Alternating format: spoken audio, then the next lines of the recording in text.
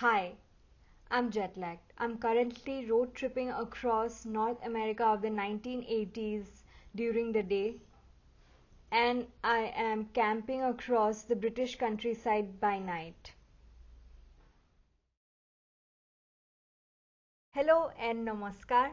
My name is Swati, and welcome to my YouTube channel. I often get bitten by the travel bug, but to be honest, I have not physically traveled extensively. Because to be honest, I don't really have the money or the luxury. Well, there are a lot of websites who will tell you how to travel for free. But to be honest, I am not a volunteering couch surfing sort of a traveler. I save up some money whenever I can and travel to nearby places whenever it's possible. No matter how social media has popularized travel and wanderlust, it was in fact way cooler to travel even before the hashtags and the likes. People traveled for the sake of traveling because they wanted to learn about different cultures, different people, their food, their traditions. I feel social media has kind of killed travel. Although the tourism and travel industry is at its peak, leaving aside the fact that this year it's very unfortunate, travel is no more about meeting new people and learning about their culture, but rather it has become a bucket list fad which only needs to be ticked off. Going to the must see places, eating in the top 10 restaurants, and clicking and posting highly edited and spectacular pictures. Personally, I myself got interested in travel through movies and social media. But I guess books have been the initial and constant support whenever I needed to quench my thirst for travel. It would probably be Gulliver's Travel on the top of my head whenever I think of travel literature. It is one of the most celebrated pieces of literature under the travel genre. But only as a 20-year-old did I realize that Gulliver's Travel is more for adults than for children. Gulliver travels to different places, meets new people and animals.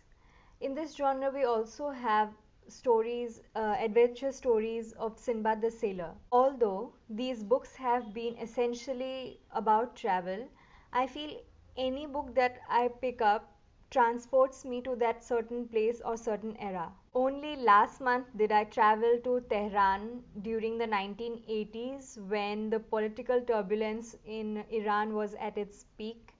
I also traveled to Nigeria of 1967 during the Civil War.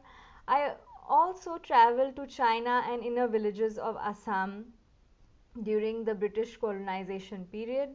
And finally, I took a trip to a quiet little village in the British countryside. There are several travel books, but if I have to pick a few, they have to be Eat, Pray, Love by Elizabeth Gilbert, Wild by Cheryl Strayed, and Into the Wild by John Krakauer. Although these books have been more popularized because they have been adapted into movies. I feel there is a lack of travel stories by Indians and especially women writers. Although I don't mean to generalize, but as compared to the Western counterparts, I feel there are very less travel narratives by Indians and especially by women. Of course, I would not deny the fact that there has been a vast growth in the Indian blogging and vlogging areas by Indians and especially more so by women. Nighat Gandhi, in her book Alternative Realities Love in the Lives of Muslim Women, writes beautifully about her travel across India, Pakistan, and Bangladesh. She vividly writes about the nostalgia related to these countries, about her search for her own identity as a Muslim woman in these three different countries, which were only one some 70 years ago. Another of my favorite travel books is by P.G. Tenzing called Don't Ask Any Bloke for Directions. He was an ex-IS officer who took a bike journey covering more than 25,000 kilometers. He quit his job at the age of 43 and embarked on this beautiful journey. And he also writes about his relationship with life and karma. Sadly, Tenzing is no more with us, but his journey and inspiring story will always stay with us. I often wonder if traveling is only about going to a distant place, spending money, clicking some pictures, posting them on social media, and just coming back home. But I guess traveling is more than that. It would be almost criminal if I don't mention the fantasy places like Hogwarts, Neverland, or the Gotham City, which have actually inspired a lot of people to imagine and dream big. I can be pretty sure that every Potterhead one day wishes to go to Hogwarts. It is so important to let our minds run freely as far as it can go. Imagination is not taxed, at least as of yet.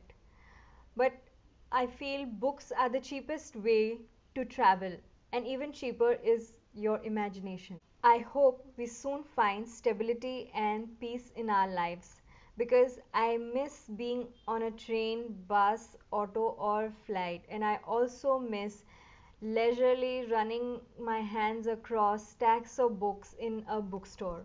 To be honest, I can actually go on and on about books and travel, but do let me know in the comment section below what are your favorite travel destinations, where do you want to go, what are your favorite books about travel that has transported you into a different world or even a different era. I will leave the titles of the books that I have mentioned in the video in the description box below, and do like, share, and subscribe. Hope to meet you next week.